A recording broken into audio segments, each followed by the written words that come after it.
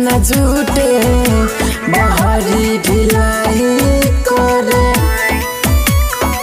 सखी देहिए के धन सारा बहुते बड़ाई करे घरवा में खर्चा न झूठे बहरी ढिलाई करे अपना सोचा बुझे लाकी सब कोई बाटे जीरो सखी रे सैया मिलो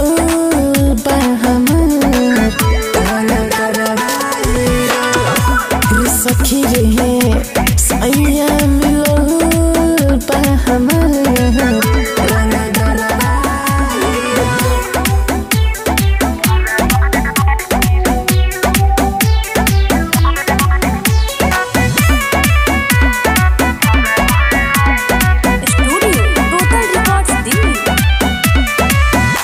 भर पेट खाना सखी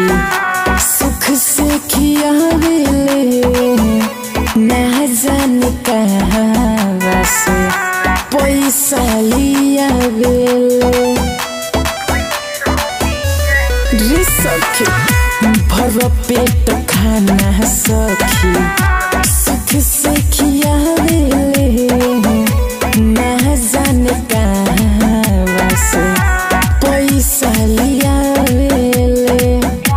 पैसा लियावेले देखना ही पावे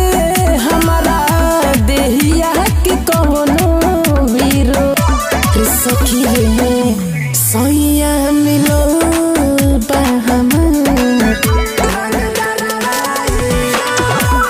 सखी रे सैया मिलो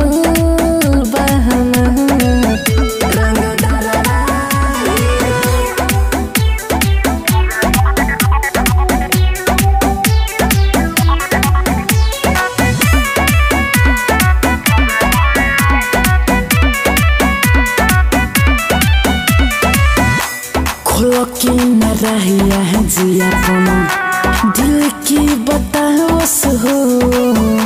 मुँह सुख प्रेमी रोज मछरी खियाओस हो रे सखी खोल के न रहिया जिया कोनो दिल की बताओस हो मुँह सुख प्रेमी रोज मछरी खियाओस हो